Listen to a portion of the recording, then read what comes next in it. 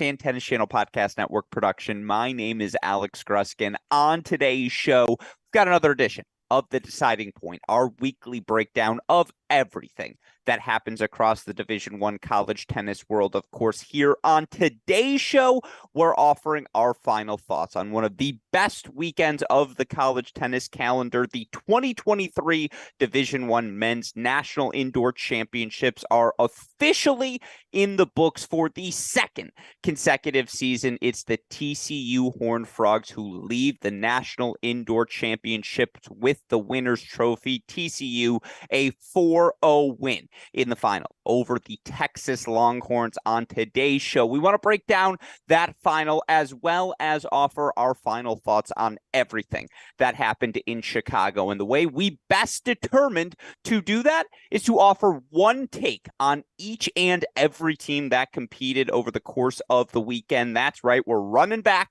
the same segment we used to break down all the D1 women's national indoor action last week, but helping me on this edition of the podcast to break down all the men's indoors action is the man who co-hosts this episode each and every week with me, and is of course a returning champion here on our Crack Racket show, a man you know best as the forefather of the College Tennis Ranks formula predictions, never far from the listed UTR, one of the many dames to root for the Liberty Flames, the lean, mean, vegan machine, the professor. It's our dear friend, Chris Halioris. Chris, hey, great shot. Welcome back to the show. You still experiencing that post-national indoors hangover that I imagine college tennis fans everywhere feel?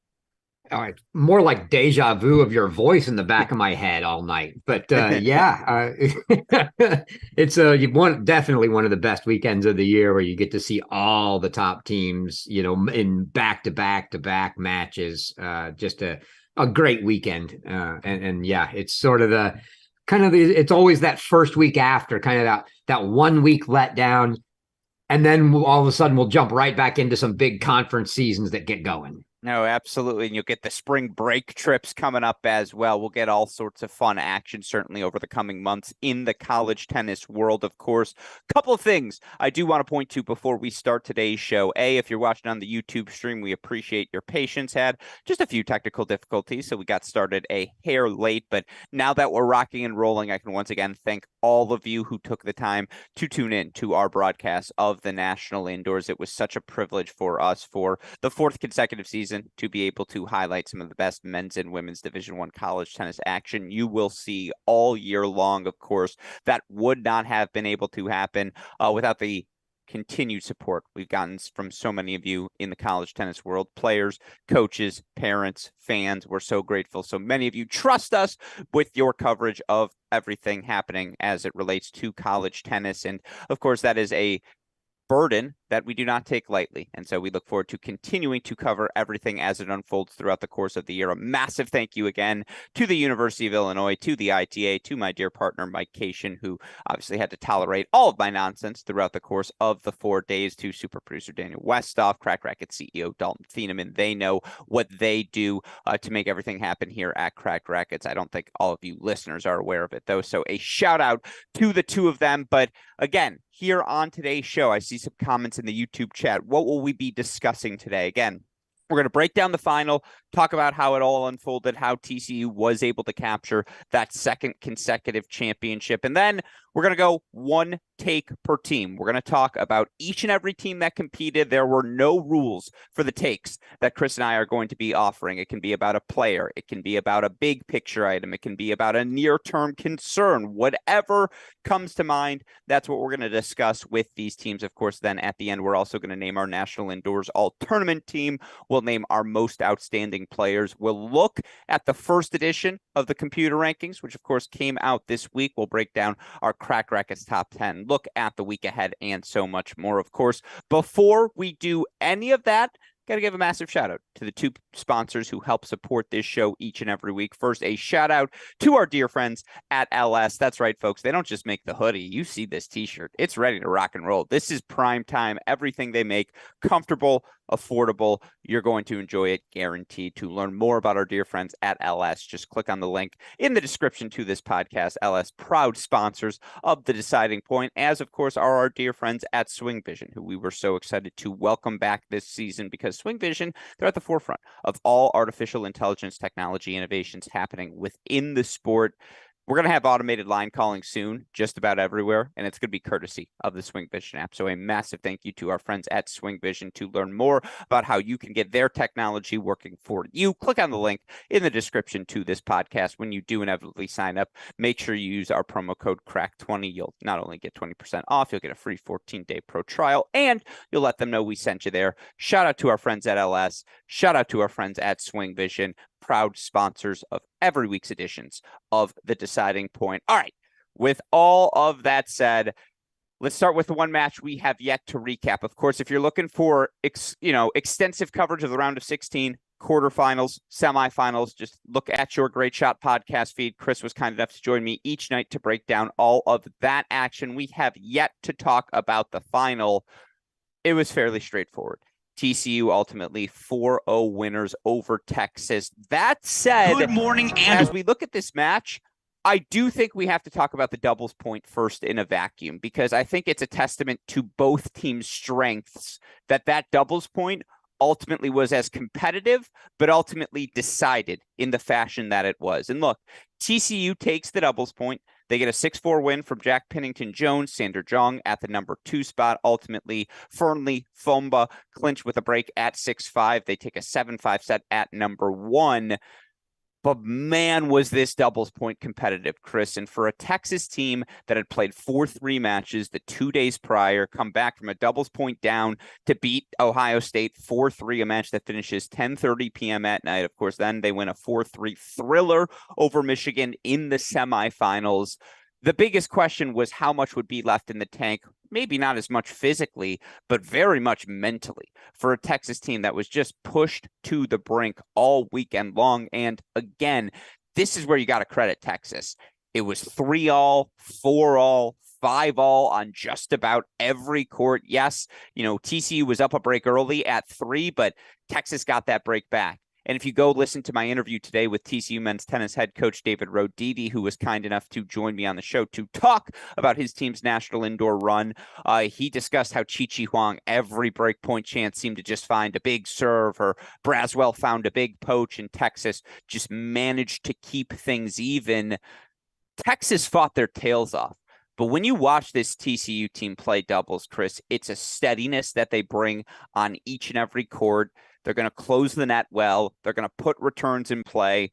There's always one guy on the court who can do something ridiculous, whether it be the serve for Fomba, again, the hands of Gorzny at 3, the totality of everything that comes at that number 2 spot. Texas was good in doubles. But TCU is now, I believe, 13-0 overall on the year. I'm not sure how many matches they've played. They've yet to drop a doubles point this season.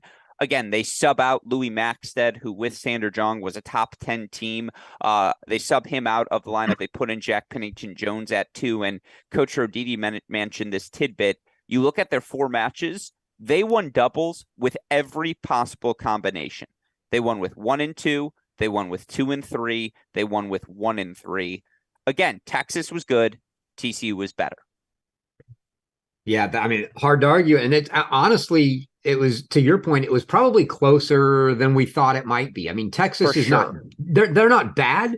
They're slightly above average, I would say, in doubles. They're not outstanding. TCU is outstanding.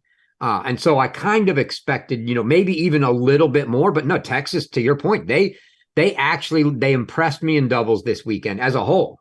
They played better doubles than I thought they would. They played better everything, but doubles for sure. Was I think was a good upside for them. And if they want to be, which they, we clearly have them in our tiered conversation in that tier 1, but if they want to be challenging in there, they're going to have to win some doubles points, right? And that's probably, they're going to get multiple rematches against TCU this year. And if they want to beat them, trying to win 4 singles matches is probably not the way to do it. So they're going to have to win a doubles point. And I think they're on their way to having some good, solid doubles play. Well, I'm just going to disagree with you right at the bat, and this is what we learned from our semifinal recap. We don't go at each other enough, so I'm going at you tonight. You should go at me as well. Texas is good at doubles. It comes down to a breaker. I forget if it was at the 2 or 3 spot, but the Ohio State doubles point comes down to a breaker. I'm pretty sure it was at 2 because I remember PY missing the volleys now and Boulay and the shakiness and everything that was that breaker. But like, it comes down to a breaker there. It comes down to a breaker at Michigan, against Michigan, which, by the way, Chichi and Braswell win. And they're the revelation of the tournament in Texas, in doubles for Texas. It's like, okay, we have 3 teams now. And I really love the balance of their teams because you have the energy, the power, the doubles prowess of Spazzeri Harper. That's top 10 team good at the number 1 spot. We saw at the number 2 spot against Michigan when PY and Waldeep find their stride. That's power. That's explosion. You've got the big serves as well. Like, that team can hang. And then at 3, you have the power of Braswell, the all-around, the crossing, the experience, the guile of Chi Huang, who, again, found a big ball whenever he needed, and that's what happens when you have 5 years of doubles, including national championship experience under your belt. Like, Texas is good. They are good at doubles. They played everyone tight this weekend, and they went 2-2 in doubles, but their 2 losses were to probably the 2 best doubles points in the country in Ohio State and TCU, and they were right there with both of them. So, like, that's where I disagree. I think Texas is good at doubles, but, again, to get full circle, TCU, this is as good of a doubles point as I've seen. Like, again, there are some teams over the years who systematically, they're really good at doubles from a sheer talent on court perspective. TCU has the most talented team. I'm sorry, but like, they are that good at doubles everywhere. It's like they can win with every combination. And if they're up 1-0, I just like, again, we talked about this in the semifinal recap. They're the team right now who loses doubles, and you think to yourself, yeah, but they could still find 4 singles wins. If they win doubles, like, pack the bag, start the plane. Yeah, I mean, and to your point, the talent in doubles, just to think that you got a guy with the hands that Gorsny has and the length at 3 doubles, it's ridiculous. And then and if somebody gets hurt, you got, like you said, Louis Maxted sitting on the bench right now in doubles, who was top 10 with Sander in the fall. So the doubles. I'll still be in the point I made on our last recap. I'm still going to be interested to see if this is the kind of, is this it going forward? Are we rolling with these 3 teams and Louis kind of sitting just waiting to see, if anybody gets hurt, he might get back in. And are they sticking with JPJ and Dubs, or is it more of a let's try it out and see, and maybe we see a few more changes? I mean, clearly if they have, I am not looking at their schedule right now, but if there are a couple cupcake matches, I mean, there's only 6 teams in the Big 12, so they got still some non-conference matches left. I don't know what's there.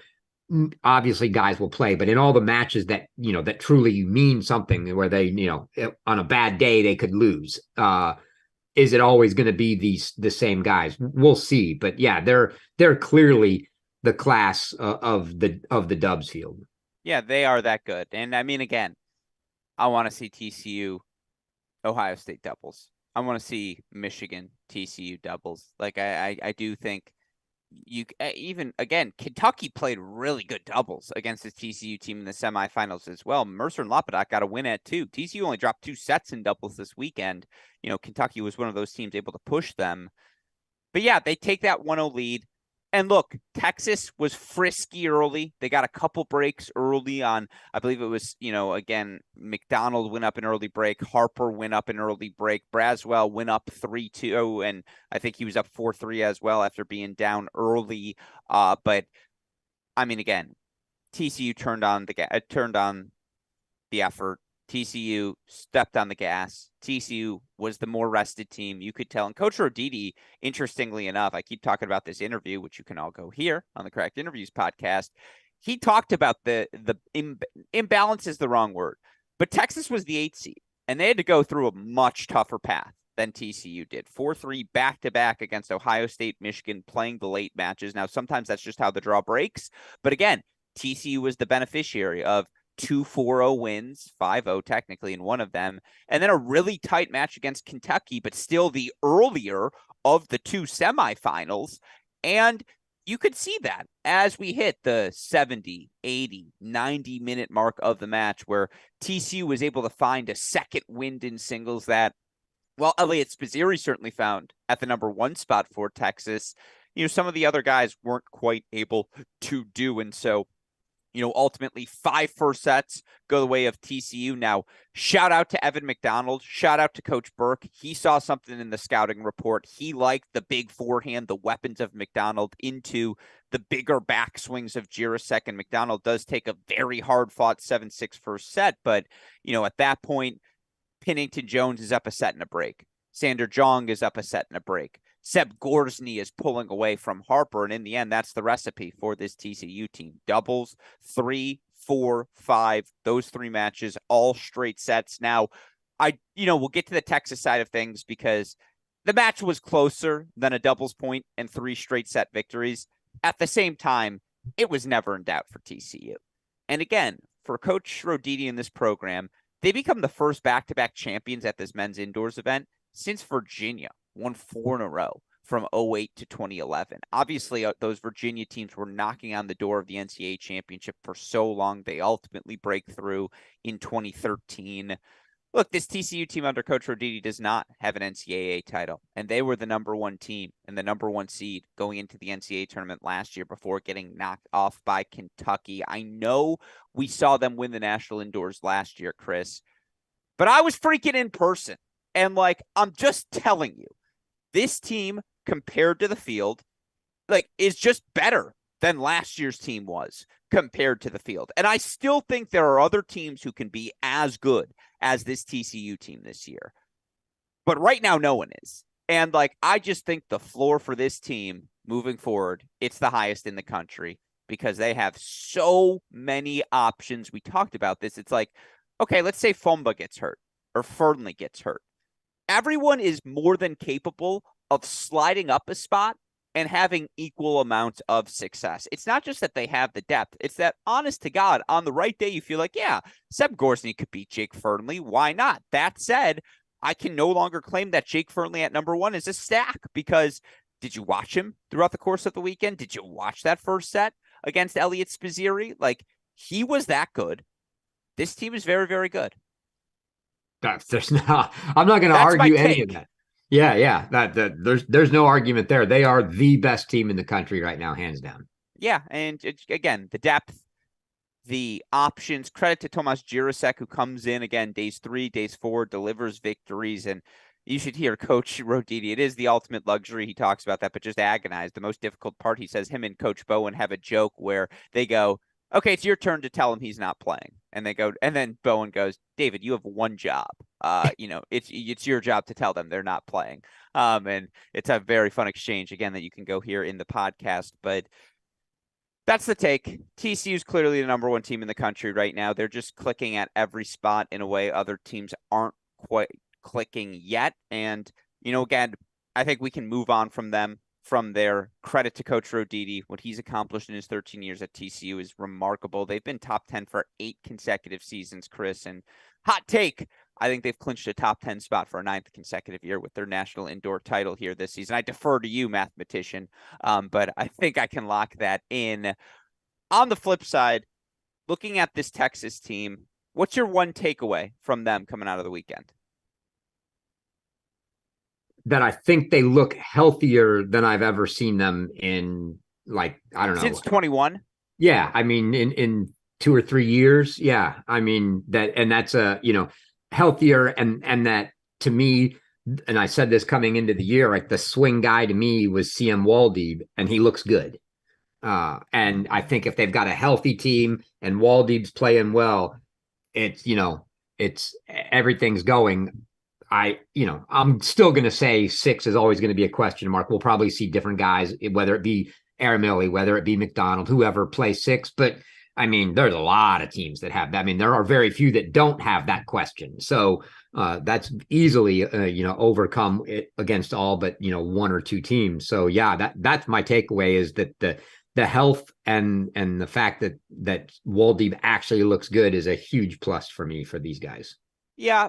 I think my takeaway, and we discussed it before, but Elliot Spizzirri is the guy right now. We take the guy very seriously here at Cracked Racquets. And for those who don't know the origin, the genesis of the guy, it's who's the best player at any given moment in college tennis. The guy who has that gravitational pull where he not only will deliver a victory, but his presence on the roster lifts everyone around him. Like, Elliott's the guy. Even in a match where he had no legs left, like you watched him lose that first set 6-1 to Fernley. And it's just so guaranteed that he was going 3. It's just like, I would have bet every dollar I will ever make that Elliot Spizzirri was going to go 3 sets. And I think I even said some version of that, but cleaned it up on the broadcast where it's like, yeah, this match is going 3. We can move it. I saw this yesterday against Fenty, like Taylor Swift, he's going to shake that bad boy off.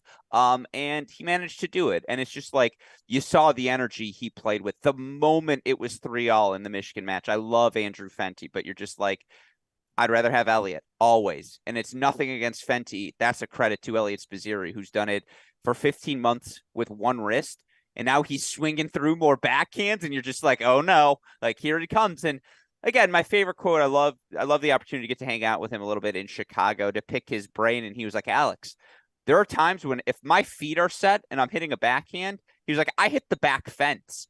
And I was like, I haven't done that since I was 12. He was like, I hit a home run. And he's like, when I'm on the run, it's fine because it's instinct. It's like, but when I have time to think, it's a mess. And you're like, you're right. He's still not the best version of himself. And he's the number 1 player in the country. And just, again, the energy of this Texas team, the positivity they bring, it starts with Elliot and it just translates, through to Siem, to Micah, Cleve, Evan. I think the other revelation, I'll sneak it in here. Sorry, 2 for Texas. PY's back. Like, him versus Fumba was so good at the number 2 spot. That second set was electric. PY was getting into it. He's a quiet kid off the court. That's not fair. I don't know him that well, but he has a quieter persona off the court. And yet there was just a fiery intensity to him on it. And you could just tell how much this Texas team likes competing together. They really like one another. And those are the sort of things that matter. And after last year, again, 2021, you have the year from heaven. 2022, you have the year from hell. This team this team is more like 2021 version of themselves, in my opinion, than they are the 2022. Like last year was the mirage. I think 2021 is the real capability of this group. And you saw that this weekend. So that would be my final take on Texas. Anything to add? You ready to move on? No, let's move on. All right, let's move on indeed to our takes on the rest of this indoors field. Again, we're going to go chronologically by where they finished in the draw, but we want to offer at least one take on every team that competed this weekend. Let's start with your home state. Kentucky Wildcats wins this weekend over Florida, over USC, knocked out in a very testy 4-2 match against TCU. What's your take for Kentucky? Cosnay's the real deal.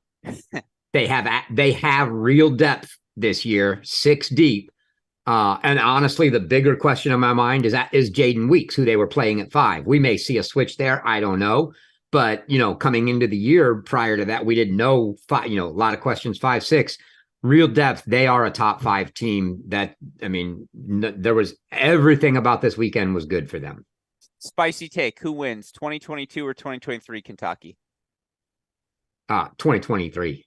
I agree with you. That's my take. It's not even a question. And if you throw Diallo on this team, man, it's just like, God, would they? I mean, again, they're still really good. And the fun part for all those guys is he's still training when he's around, right? Also, he's gone pro and he's playing, but he's still training with the guys when he's not traveling for tournaments. So they're all playing with them too. I'll also say it. I'm not sure Kentucky beats TCU even with Diallo. Like, I think that match is just as good. I'm with you. TCU's still the better team, but are they? Like, again, it's such a good match at that point because I'll tell you what, one of Cosnay and Weeks is going to have a huge NCAA tournament. Like, they're both solid. And Weeks, you can tell, you see the weapons. He's not quite there in terms of sustaining that level from start to finish in the match.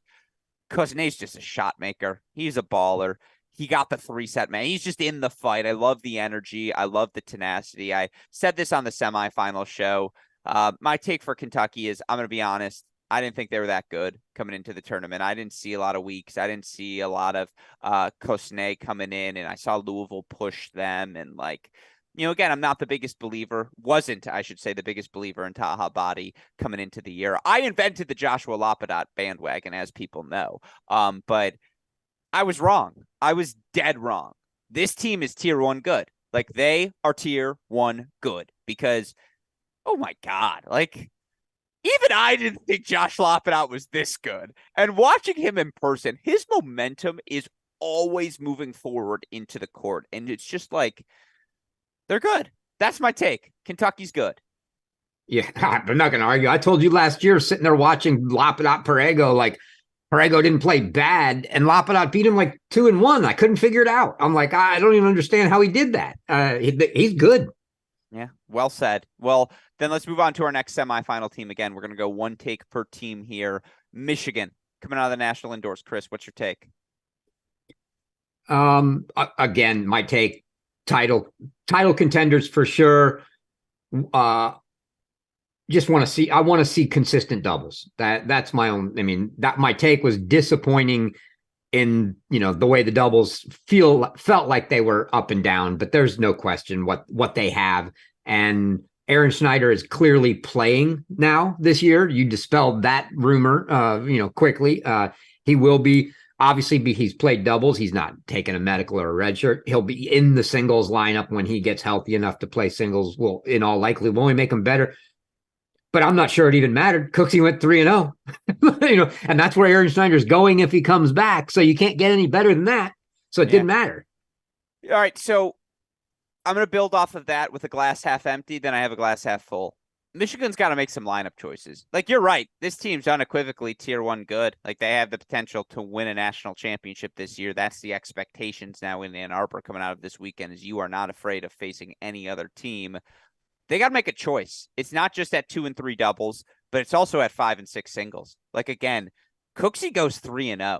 I don't know if he's your all-tournament team choice, and we'll get to that a little bit later. He has to be in the conversation, particularly given the significance of the wins that he was able to rack up. And like, Jacob Bickerstaff's earned the benefit of the doubt. And yet, he didn't have the greatest weekend for the Wolverines at 5. I still think, I don't know how you take Bickerstaff out of the lineup, given the success he's had over the past 2 years, 2+ years for the Wolverines. Was so good last year, had a great fall. And, again, even in a weekend that was disappointing for him, he went 1-1-2 or 1 or maybe 0-1-2 and was in winning positions in the 2 matches he didn't finish. It's like, I don't think you take him out of the lineup. And yet, to your point, Aaron Schneider's got to get a look.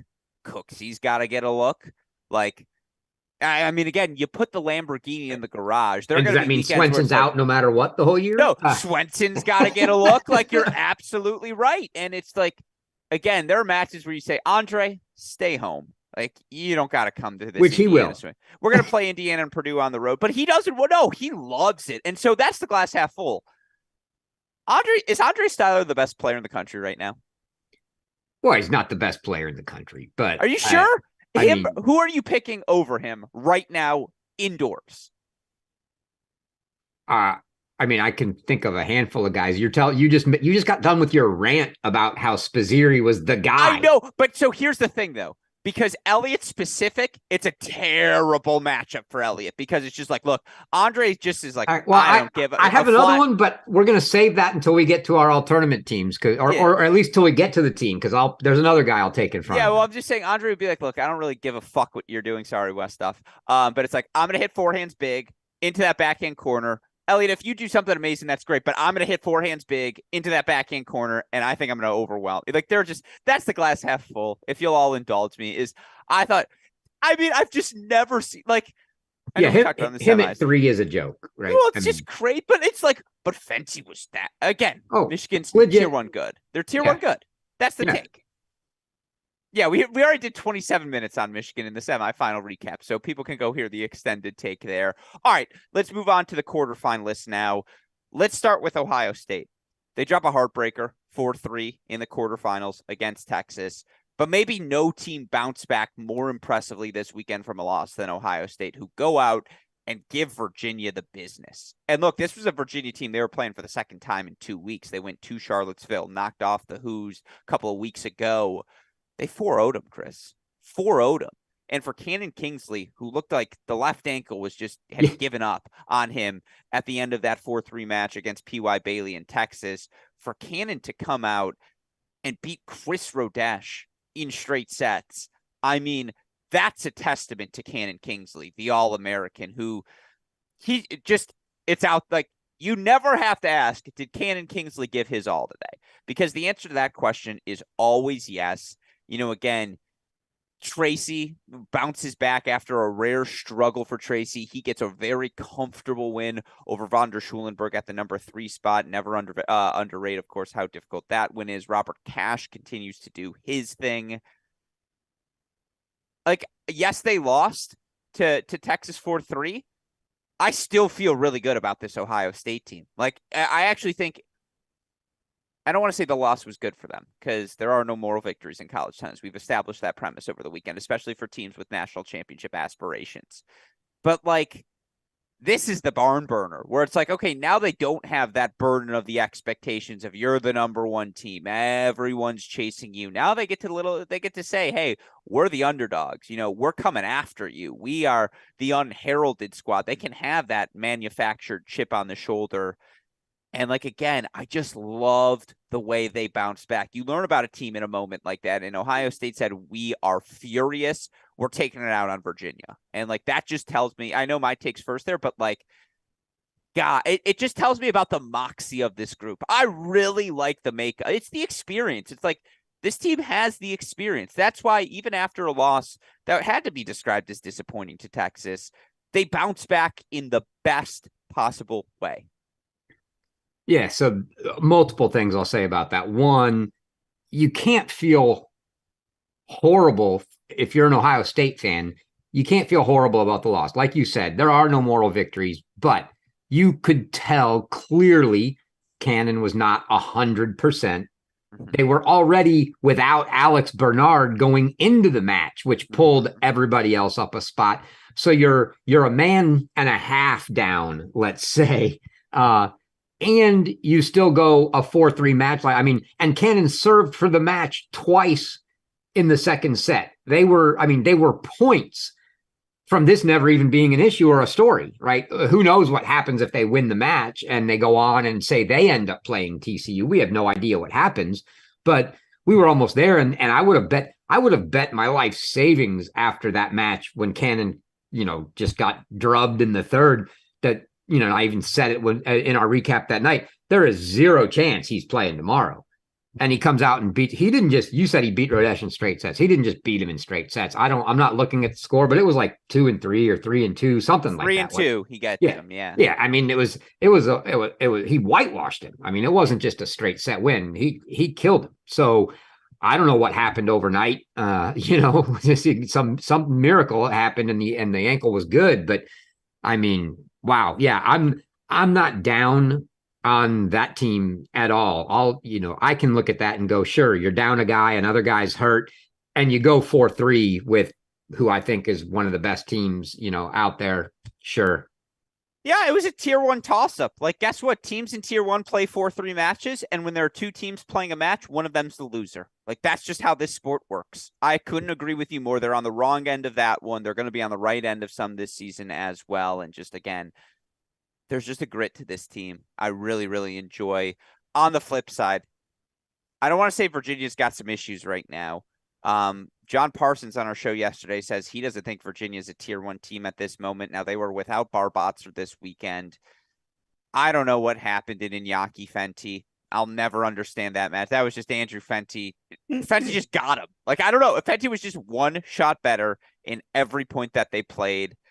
Von der Schulenberg goes 1-2 over the course of the weekend. I will bet all the money in my pocket, Chris, that doesn't happen ever again in Von der Schulenberg's career, that he has a 1-2 weekend. And again, he played Styler, he played Tracy back to back. I wouldn't wish that on my worst enemy at that number 3 spot. That's the gauntlet indoors as well against those two. But look, like, I guess my take for this Virginia team is I don't really care what they look like right now. Like, for me, it's all about April. It's all about that ACC tournament because that's when they need to be peaking. That's when we need to see Botzer start to play his best. That's when we need to figure out, is it Dahlberg? Is it Kiefer? what does the bottom of the singles lineup look like? I just think my take is Virginia's in a holding pattern, and I don't really care. Like, again, I know how good this team can be. I don't write them off after this weekend. Well, it's not even a question what Jay said. That they're absolutely not a tier one team right now. I mean, and I'm saying right now. Okay. Yeah.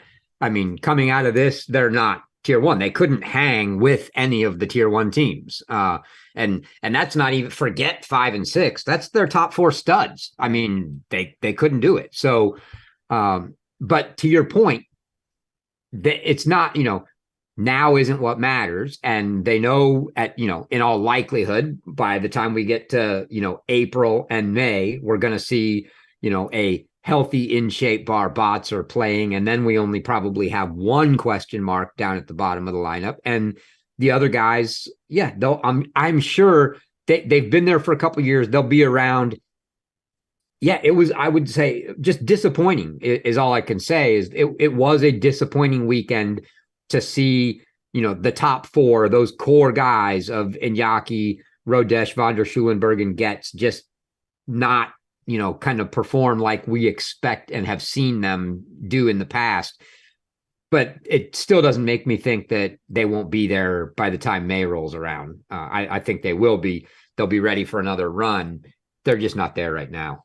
Yeah, I think that's a fair argument. I would say, again, looking for this Virginia team, I didn't dislike what I saw from Dahlberg. Like, I thought he moved the ball well around the court. I think his game will translate a little bit better outdoors. Although, I mean, again, I guess it's too soon to tell.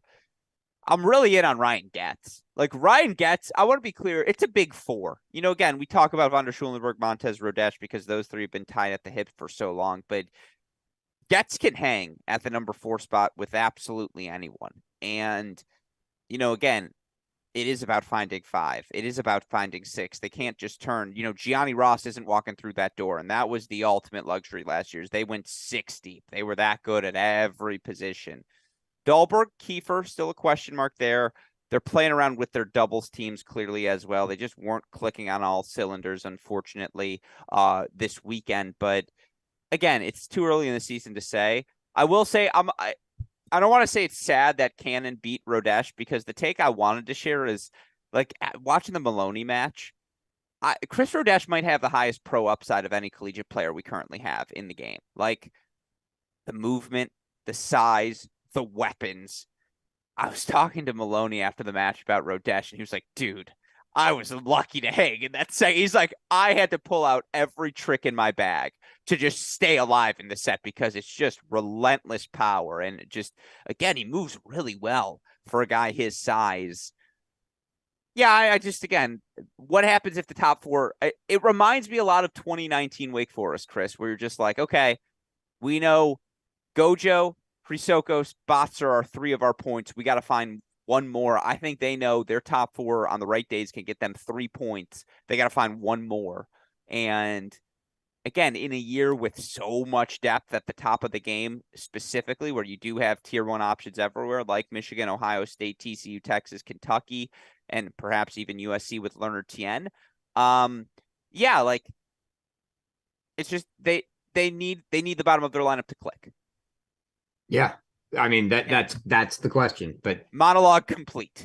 Yeah, there it is. So, all right, that's enough on Virginia. Let's move now to the other side of the draw. What was your biggest take about quarterfinalist Georgia? I mean, huge weekend for Georgia. Frankly, especially after losing to Illinois coming into the weekend, right? They got up there early, got to play. Somebody always plays, when it's in Chicago, someone plays a match against Illinois out there just to get ready. Illinois knocks off Georgia, and you're thinking, oh boy, Georgia's they're in the running for the 0-3 battle, right? And they come out and knock off South Carolina day 1. I mean, I think, to me, my take was the lineup changes they made were all the difference in the world. Teddy Giuska at 5 instead of Teddy Giuska at 3 made a world of difference for them. And clearly Bride and Kreuter were ready to move up as well. I think they look really good, and they're dangerous. Yeah, well said. Ethan Quinn gets a much needed win over Dostanic just to get the ball rolling. They were better in person than I expected them to be. They really were. Again, MPP played a pretty good week at 6. He was solid there. Yeah, Bride, just the fight he brings at 3, the weapons he possesses when he's playing his best tennis, he can just play on his terms against anyone, and you feel like he, Kreuter, are, even if they don't win, they're going 3 sets with everyone. Yeah, they're good. They're good. I don't know if they're tier 1 good unless Quinn is the player we saw him be in the fall. Because I mean, again, if they're up 1-0 from Ethan Quinn every match now with the options they have, you feel like they can definitely find 3 points elsewhere. I like the fight in doubles. I'm not sure if I'm sold on the teams that they have. Like Bride and Quinn at the number 1 spot are really solid. I mean, again, their teams are solid. I don't know if they're so good that they should be set in stone, but Georgia's very good. Like Georgia is a good team, and they're in the top 8 fight, Chris, which I wasn't sure they would be coming into the weekend. Is that fair? Yep. Yeah. And for the record, I think some may see Chris's video is frozen. We're determining if it is on the YouTube screen. I can hear his voice clearly. I assume all of you can as well. Westhoff will go about resetting that for all of us. All right. That's Georgia. And that was a little quick. I feel like we spent a little bit longer on Virginia. They are the defending NCAA champions, though. So I suppose there we go. Chris, you're moving again on the screen. Shout out to you. That's a good thing. That open mouth look as I glance over just wasn't a good one. Yeah. Well, let me ask you this. Well, actually, no. We'll get to them. Yeah. Where is Georgia right now in your SEC power rankings? You're our SEC guru. Are they 2? Is it Kentucky won them 2? No, Kentucky and South Carolina. I still have South Carolina in front of them. I mean, even though and I understand, all the haters can hate at me. They beat them head to head. I still say South Carolina's 2, Georgia 3. So yeah, I would put Georgia 3. Okay, fair enough. That's where things stand for our SEC correspondent, Chris Halioris. USC, where are you with this team coming out of the indoors? Damn, waiting to see Lerner Tien. That's where I am. But I would say a disappointing finish. They're still kind of where I thought they were. My take here is they've got to figure doubles out. They're still not there in doubles. They don't have reliable, let's get a doubles point against good teams.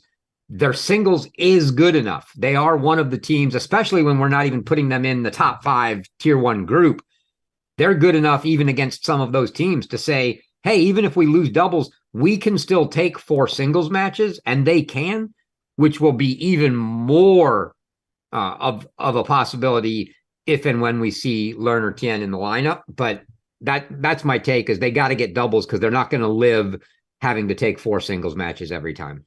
My take, I was not a believer in Peter Mock. I am now. He's good. He is good. I didn't see it, but it's very West Coast von der Schulenberg-y, if that makes sense, where it's just he's kind of good at everything. And he doesn't do one thing to overwhelm you, but he moves well, he defends well, he can play some offense. He's not the most willing volleyer indoors, but I thought he adjusted well to the indoor hard courts. Yeah, I agree, because if you throw Tien in there, now, I mean, again, you move Mock to 3, that's crazy. I think Wojciech has played really well at that 4 spot, and that's how we say it, by the way. Colby's not the best version of himself, but again, if Ryan Colby is the best version of himself from a match from start to finish, then that guy has no business playing in the bottom half of the lineup. He's that talented.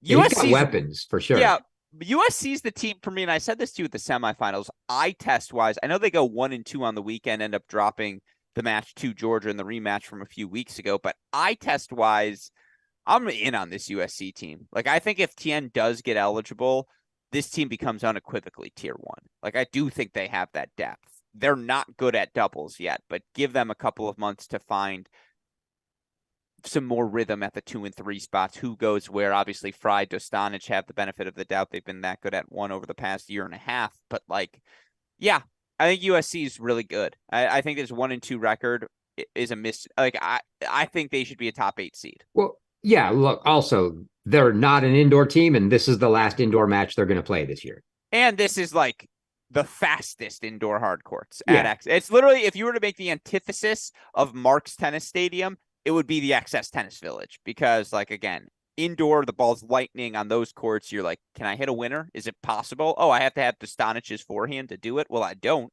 So it's going to be miserable for me, the common layman. But all right, those are your quarterfinalist teams. Let's now go through the rest of the draw here again. Let's start. We'll just go left to right. Illinois, take for you. Man, super impressive as compared to what I thought I was going to see. You gave me grief about it. We called them the de facto 0-3 host coming in. You called them. You called them. Because they were the unranked, host that gets an automatic berth. And no, and look, they didn't even have a healthy Petrov. And they were playing, they played him a couple times. He may have finished the first one, but just, barely. And then he had to retire right away in the last one. But they played as, people that know as close a 4-0 match as you can play. They lose 4-0 to Ohio State with every other remaining match being a possible victory. And so they look good there. They get a win the second day. No, I'm super impressed with what they've got and what they've done so far. They have real depth. They have options everywhere. And again, Ozalin's heck at the top two spots, even without Petrov. I feel really good about that. I thought it was Ozalin's. You're right. Ozalin's is the real deal. He lost 15 pounds and he is moving so well in the weapons he has. He's a guy who, if he gets hot and gets himself into the NCAA tournament, if he's your surprise quarterfinalist this year, I don't think it should shock anyone. He has those sorts of weapons and can just play on his terms. And yeah, they lose to Tennessee on the final day of the event, but they go 2-2 on the week. And you know who his side winner is Duke, who got a 4-3 win over Illinois. And it's like, oh, thank God. We don't come out of this empty-handed for the first 2 months. But yeah, it's just they're top 16 good. And I don't think either of us would have said that coming into the week. I thought they were going to be top 25 good, but I do think they're top 16 good. And the question is, can they be top 16, given that if you don't beat Michigan or Ohio State, Northwestern, yeah, exactly. Yeah, Northwestern's your next best point getter in the Big Ten, right? You got to win that match. But if that's the route you go, is you drop to Ohio State, you drop to Michigan, and you beat Northwestern, does that get you top 16? Probably not. Let me ask you this. Who's favored right now? Illinois at Baylor, March 17th. Wow. Winner of that's a top 16 seed. That's a tough call. That's a tough call. That's a good pick 'em match. And you almost have to lean the home team, but no, it's one that I would really think about it. Coming into the weekend, I would have snap called Baylor. I'm not saying that right now. Yeah, again, this team's got option. Rose is the real deal. They play electric doubles. Like they're still Illinois from an energy perspective. You still get the ILL and Okonkwo at that one spot. He's just at the one double spot. I don't care who you partner with him with, and he and DeBrew have played really well thus far. Yeah, it was a good weekend for Illinois. You get the win over Georgia, who also goes 2-1. You get a good win over a Wake Forest team that has an early season victory over Tennessee, and obviously played Ohio State really tight in the non-conference action as well. Good stuff. It's good stuff for the University of Illinois. One of the big winners of the weekend. Our gracious host, a shout out as always to Brad Dancer, who continues to push the fabric of what is capable from a college tennis broadcast perspective. Wake Forest. 0-3 on the weekend, Chris. Ooh, disaster. Did the balloon burst? Oh, big. Yeah, that was like, that was worse than a Chinese spy balloon at 30,000 feet right there. That's wow. Wow. Yeah, look, you were all in on Tony's best coaching year, and they were playing well. There's no doubt. And frankly, looking at it going, how? I don't understand how. Like the top four solid questions at 5 and 6, but those guys had been picking up at least one of the two of them would have a good day every day, no matter what. And yeah, it just turned into a really rough weekend for them. And they got blitzed. They dropped Illinois. They lose the final day to Stanford 4-0 in the 0-3 match. What did they get? 1 point the entire weekend? Yeah, it was tough. I don't know what it was, but it was just not a good weekend. They definitely need to get, they just need to get back home, just reset. But that was probably, the most disappointing weekend, I would say.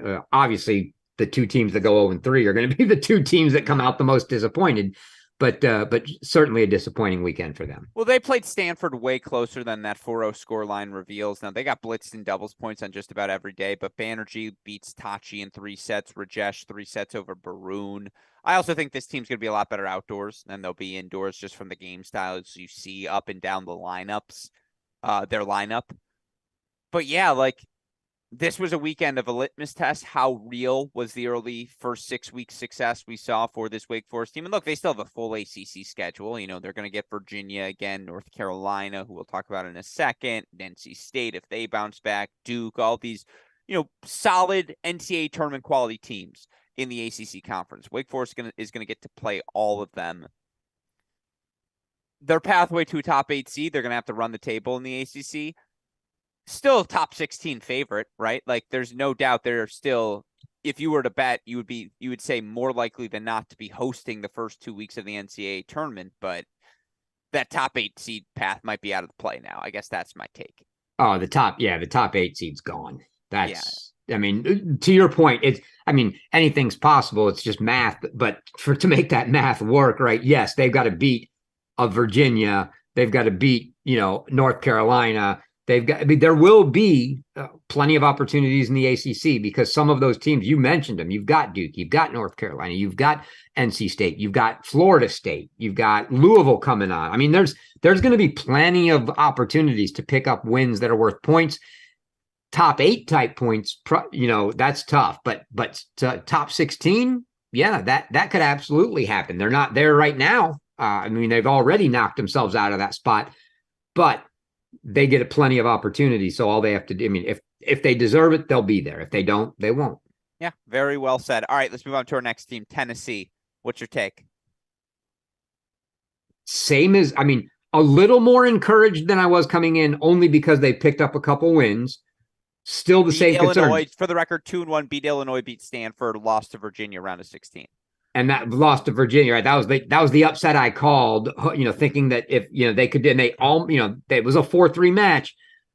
I'll say the talent level is starting to show. Still all kinds of off-court personnel things going on there. And it's showing, and it's just tough. The guys have to come together as a team.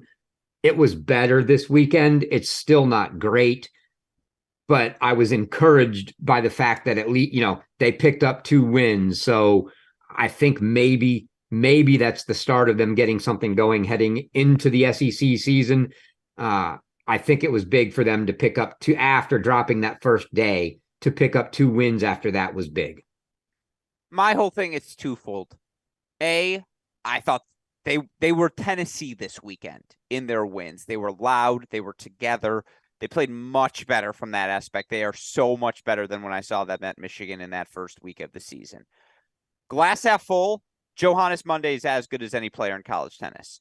Glass half empty and / half full, no, Shinsuke Mitsui has been horrible. I knew you're not wrong. And that's totally the right take. But the glass half full is, but what happens when he gets good? Like, if they're doing this with him playing as poorly as he is, and he'd be the first to admit it. I don't think we're ripping on him here, because this is us acknowledging he's playing poorly, not us saying he is bad.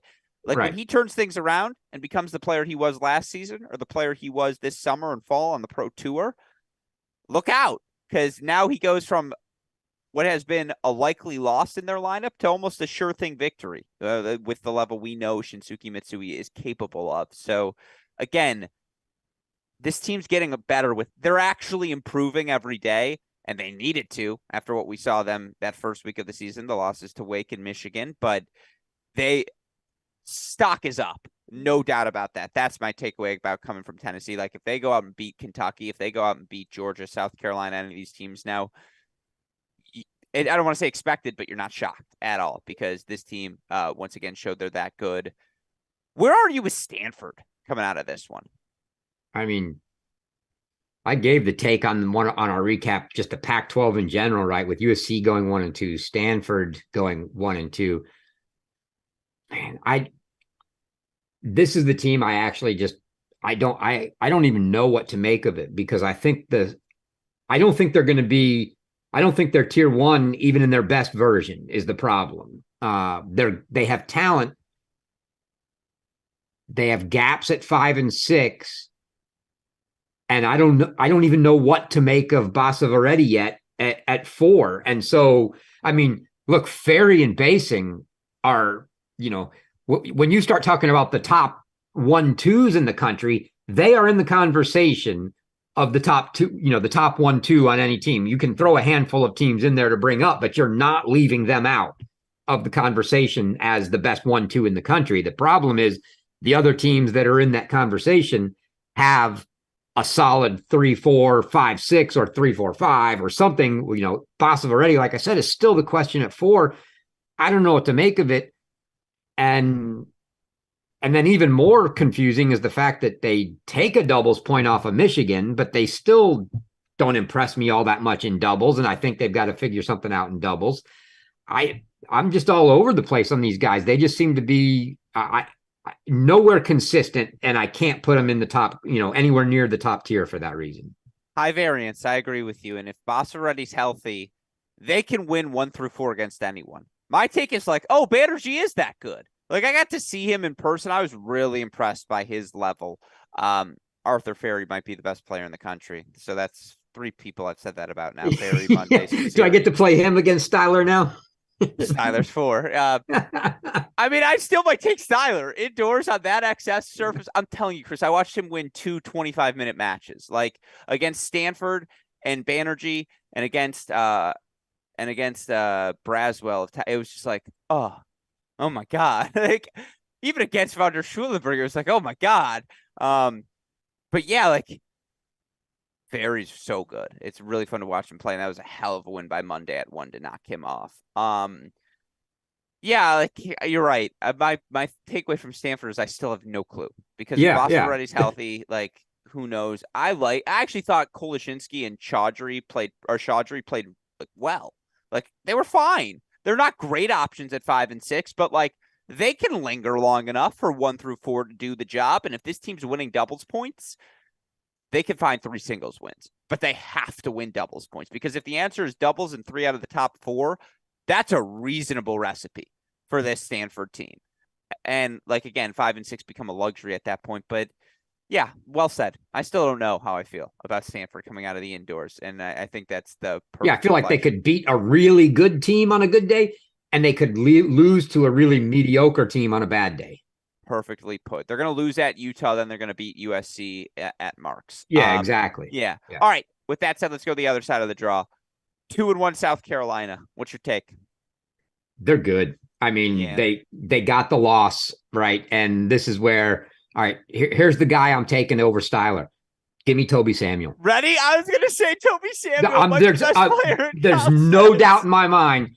Like, and you're going Spazzeri's the guy. To me, he's my guy right now. Like, nobody even came close to beating Toby Samuel this weekend. And this is a name, right? I know it's for whatever reason, not a lot of people know, South Carolina over maybe a Texas or a TCU. Toby Samuel's not a household name in college tennis as much as an Elliot Spazzeri might be.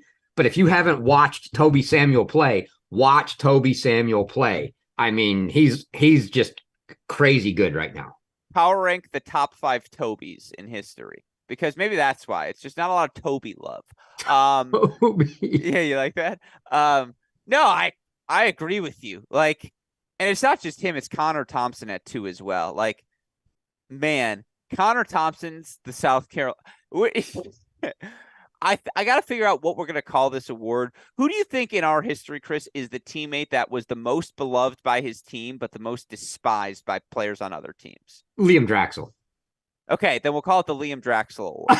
There's no doubt right there. That guy, nobody likes him. I don't know. I think some people though respect what he does, because it's like they understand the act. Yeah, the play. I think the players do more so. It's the fans that really like. If you're not a fan, he's the guy that gets in your crawl, because he's so fun to for that team. Yeah, that's a very good call. We'll call it the Liam Draxel Award then.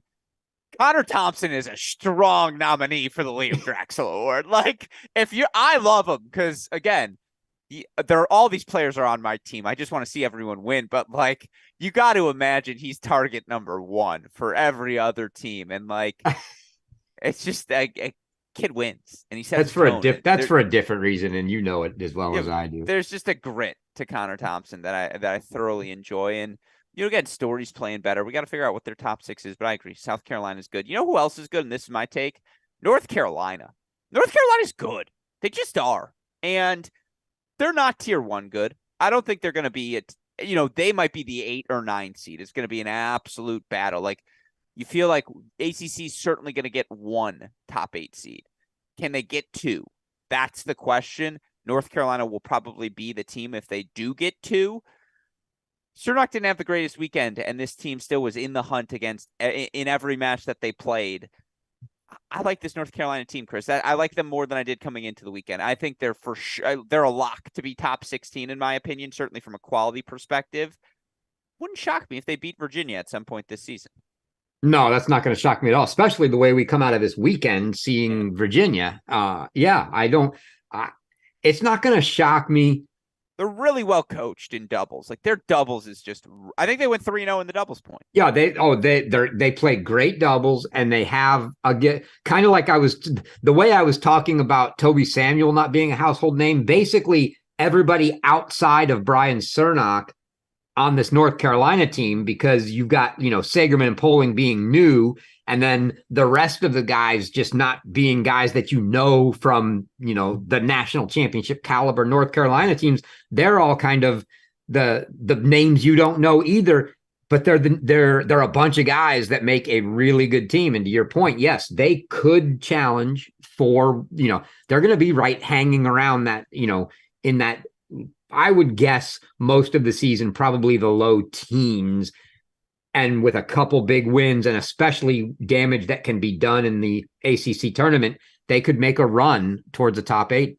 Yeah, very well said. And again, they didn't drop a doubles point this weekend. I went and checked it out. They did play that 4-3 match, as Jeffrey Foster reminds us, against TCU, where they were up a set and a break at a court. If they close that out, they win the match 4-3. Also, shout out to Archit Suresh, who has Styler or Ferry for the Himmy Turner title, which, if you listen to the broadcast, shout out to Archit, who clearly did. All right, Florida 1-2. I come out of this thinking, like, again, Florida's scrappy, man. Like, they're not great yet, but they play with great energy, and they just play free. Like, this is a team that you can tell has had the burden of expectations removed, and they're loving it. I love their energy. Again, Axel has not had a ton of success. He has struggled at the number 1 spot, but I'm not sure what their path to 4 will be in any match. I think they can find a lot of different ones. Yeah. Once they get into the SEC and they're not playing the top teams, sure. But I think when they're playing the top teams, that path is pretty clear that they need to take doubles. They need to take Braswell. They need to take Bonetto, and they need to take either like Tokac or Orlikowski. But I mean, we still haven't even seen Orlikowski yet. Well, no, he played the last 2 days at indoors. No, but I'm saying like we haven't seen the totality of Orlikowski. Yeah, no, agreed. Yeah, we didn't get him day 1 against Kentucky. Yeah.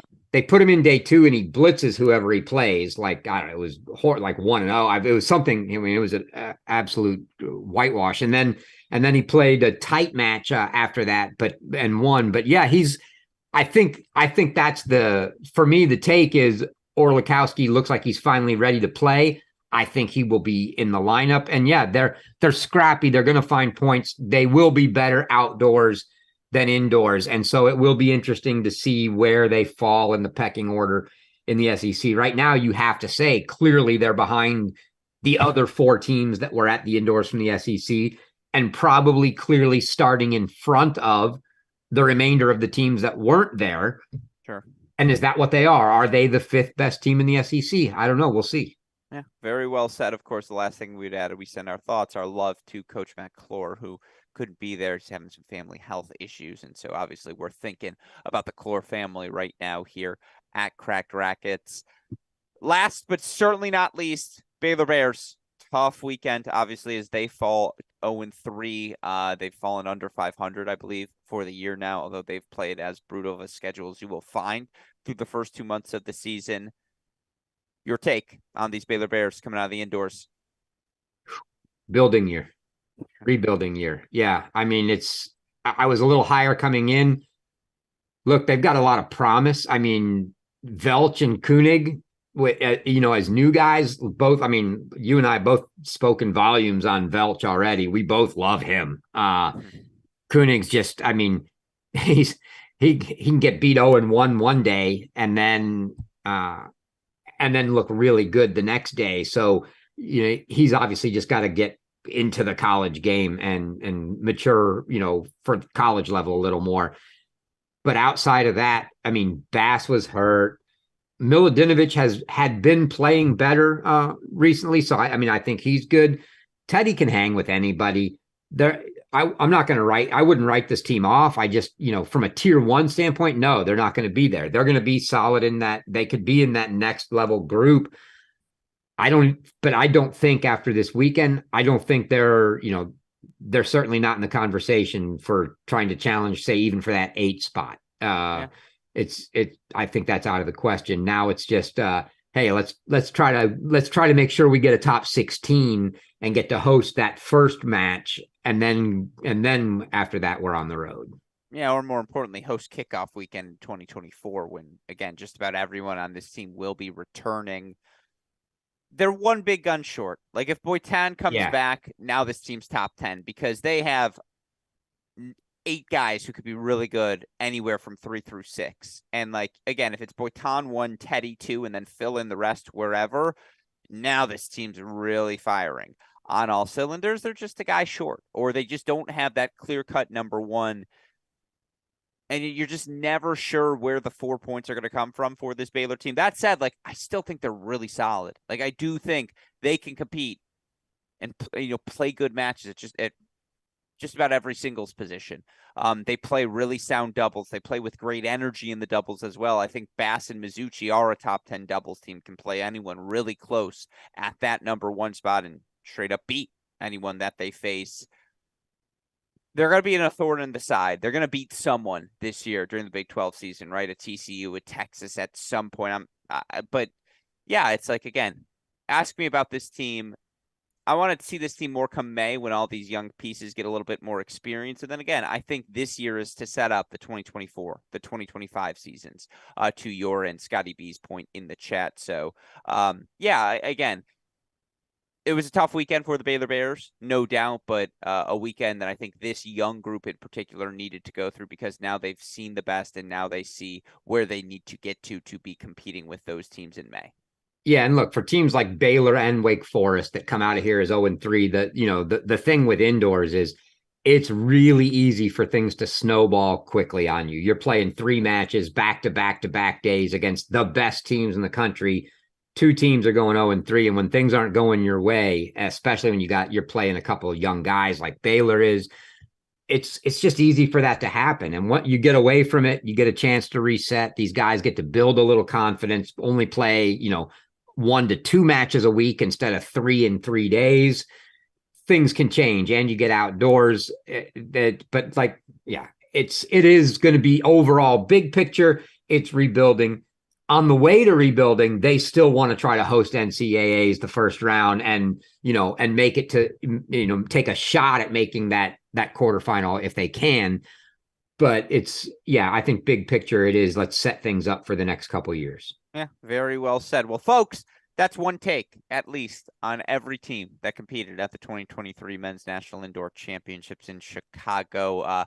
Before we put the final bow on that event, though, got to talk all tournament team. Got to talk most outstanding player. We'll go through these quickly now here, Chris, as we rapid fire through the ending of this show. We'll start with singles. Number 1 spot, Ellesse Spizzirri, hands down. I knew you were going there. Give me Toby Samuel. When we say no rules, you can lose in the round of 16. He goes 3-0. Technically, Elliott, I mean, he didn't finish that last match. He did get a win over Yeah, Boulay. I mean, if I could name them co-number ones, I would say they're co-number ones. All right, number 2? I'm going Luke Fomba.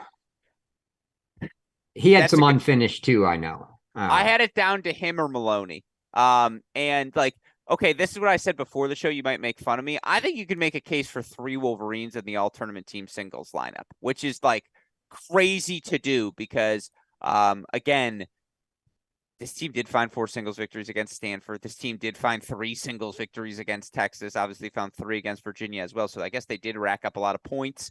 Here's the thing. I knew with every fiber of my being Maloney was going to win against Stanford. I knew with every fiber of my being Maloney was going to win against Texas after dropping the doubles point. And he does it like through sheer force of will. Like it's the beating heart that gets the Michigan team going. I think TCU could have won without Fumba. And when I do this all tournament team, I want it to be a reflection of who mattered most at the event. So I go Maloney too, but Fumba's a good pick. Who's your 3? No question. It's Andre Styler. Lapadat is in the conversation. Deserves a shout at that number 3 spot. I agree with that. Yeah, but I went Styler as well. 4's got to be Sander, right? With a shout out to Taha. You're not going to like my surprise. I'm doing the Gruskin like off the wall picks here because I'm going with a guy that didn't even play for the whole tournament. Okay. Give me James Trotter. Ooh, that's a really good pick. And honestly, he played 5 the first day, then with Bernard out, plays 4 the next 2 days. Still hasn't lost a match this year. Yeah, that's a really good pick. It's a really good pick. I go Sander. He goes 3-0-1. I think it's got to be him or Taha. And I just think Sander epitomizes the joke that is the TCU depth. To be honest, I spread things around a little because I didn't want to pick too many guys from the same team. I already have a couple guys from TCU and a couple from Michigan, so I didn't go the Maloney route or the Sander route there. So that's another reason. Who'd you go 5? I went Gorsny. Yeah, it's got to be Gorsny. I don't even think we need a debate there. 6? I went Will Cooksey. I mean, 3-0. How could I not? Clinches against Stanford, gets a win against Virginia, gets a win against Texas. I don't know how you pick anyone but Cooksey either. I have like TCU 6 circled, but like, I wanted to go somewhere else, but I'm just not sure how. I can't. Cosnay, maybe he lost, but he lost a match. I know. How do you not take like? I know he's not the sexy name, but I mean, Can I give another shout here? What about Robert Cash here in that same Trotter theme of like a Cash in the bottom half of the lineup deserves a shout out? Yeah, absolutely. He still hasn't lost a match this year, right? That's what I'm saying. And he got pulled up to 5 for a couple matches. But yeah, 6 the first day and then 5. Yeah, I would absolutely be fine with him too. He's the one guy I wanted to find a spot for on this all tournament team. I couldn't. I agree. One of Trotter or Cash has to be on the all tournament team. I think it's got to be Cash. Who I think went 3-0 on the weekend, actually. Yeah, where do you put Cash in this lineup? I don't know, man. I think he deserves a shout. I really do. Yeah, you could put him. Yeah, you could put him 6. Yeah, that's tough. All right, doubles. I think Fumba and Fernley have to be the pick at 1. I think Mercer Lapadat have to be the pick at 2. I think Gorsny Vives or Huang Braswell have to be the picks at 3. I picked Huang Braswell at 3 because their wins over Ohio State and then in particular the clinch over Michigan were just like Texas needed 3 doubles. TCU didn't need their 3 spot always. So I went Texas just to give them a little more representation on this list at that 3 spot. But I think it's a pretty clear cut. Fernley Fumba 1, Mercer Lapadat 2, Huang Braswell 3. I'm good with that. Yeah, that works for you. Yeah. Only because now when you get to the last one, I'll make up for your slighting of the TCU guys at 3. Well, who's your mop? I mean, this is not going to be the popular pick, but didn't lose a match in singles, didn't lose a match in doubles. Give me Gorsny. How is that not the popular pick? I think that's the right pick. Well, just because he's playing 5. I mean, everybody wants to give the most outstanding player to like the number 1 or number 2 guy, right? Yeah, but not on this show. We're smarter than that, Chris. We know better than that. Come on. Who was the guy that separated TCU from the rest? It's having Seb fucking Gorsny at 5 singles and 3 doubles. Yes, he's your most outstanding player. I couldn't agree. It's ridiculous. Yeah, I couldn't agree with you more. I think he's the green light. But yeah, again, that is your most outstanding player. That's your all tournament team. God, if there are 3 Michigan Wolverines on the all tournament team, Chris, I'm gonna cry. But I think you can make a legitimate case for 3. I do hope we find a way. Like if they want to has it not even come out yet? No, it comes out today, right? I don't pay attention. Beats Chris, out of me. I'm working a shift from 4 a.m. to 8 a.m. at Tennis Channel. Do you think my brain works at all? I don't know what's going on in the world. But there it is, folks. That's your look at the 2023 National Indoors. Now we got to do two more things quickly here before we go. Start with the rankings. Let's look at our Cracked Racquets rankings now, updated after the National Indoors. Obviously, you get some big movers for us. TCU 1, Ohio State 2. That screams Parsa doing something stupid or you doing something to be annoying. Texas 3, Michigan 4, Kentucky 5, Virginia 6, South Carolina 7, USC 8, Wake Forest 9, Georgia 10. I scratched that because that's clearly my brain not working. Ohio State did beat Texas 4-0 wait, you have Ohio State number 1 in your rankings right now, Chris? Oh, because you go with the straight computer. I forgot. No, I don't. No. Okay. Westoff has mine from a previous week or something. Okay. I was that like, actually is my here. previous week, not this week. Aha. So that's what screwed up there. I was like, something's off because we all saw that effort from Texas, and just no disrespect to Ohio State, who I think has to be number 3. And I would just do a straight flip flop there. I'd go TCU 1, Texas 2, Ohio State 3, Michigan 4. I mean, again, this looks pretty darn similar to what my rankings look like overall. Now, again, we'll have to see. Wake Forest should not be at 9, and that's skewed, obviously. Well, I can see, as Westoff put in for us, that both mine and mine are just the week before's, and I should have UNC 9, Wake Forest 10, and Parsa's as well was a typo and should be UNC at 9, not Wake Forest. So that'll mix them up a little. Yeah, we'll get those proper college tennis rankings out to you later on today. But again, movement-wise, it's about right. Your top 5, TCU, Ohio State, Texas, Michigan, Kentucky. I think that's the end of tier number 1 right now, right? Yep. Yeah, well said. And that's really what these rankings are meant to do. Now, let's look up if we can. Do we have the ITA rankings, super producer Daniel Westoff? Do we have that men's top 10? Because if we do, I want to show them on the screen now. Obviously, again, we've got our first edition of the computer rankings. TCU 1, Texas 2, Michigan 3, Ohio State 4, Kentucky 5, South Carolina 6, USC 7, Georgia 8, Harvard at the number 9 spot, North Carolina sitting at 10, Chris. You've looked at the computer rankings more closely than I have, not just in the top 10, but I'm curious, what outliers, what are your biggest takeaways from week number 1? I mean, the biggest takeaways are just, it's so early in the season that if you don't have a bunch of good, for those top teams anyway, good, solid, countable wins, you see a team like Virginia go from the last poll being number 1 all the way down to like 18 or 19, whatever they are, right? I mean, that's a big drop.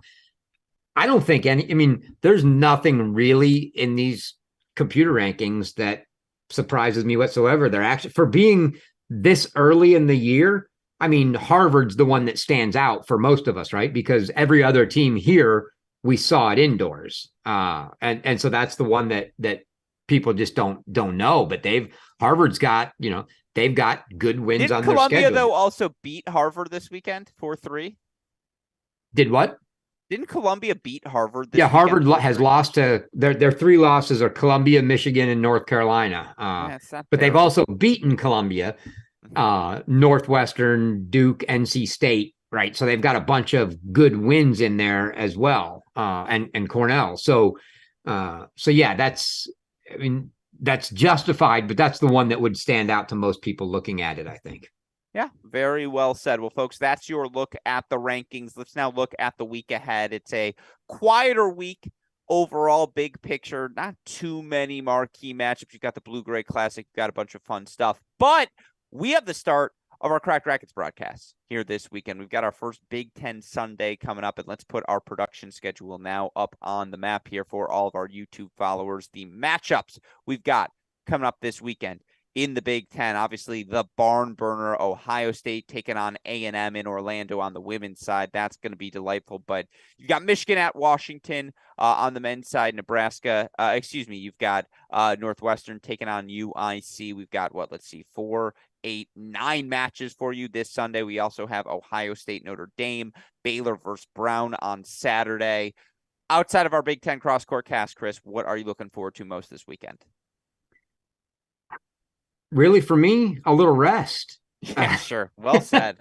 Yeah, I mean it's not a lot of huge matches. I'll say there's a lot of good ones, but none of the barn burners. So I think for me a chance to get back and actually get, and I'll do like I do every weekend probably, and tune into some live streams and catch some teams that maybe I don't normally get to see. Catch it. I'll get a look at some of these teams that we've got on the outside looking in, like say a Duke or a Louisville or a Mississippi State, Florida State, some of those teams that are all in action. I'll get to look at them, but there are no on the men's side. I think you said there's some better matches on the women's side.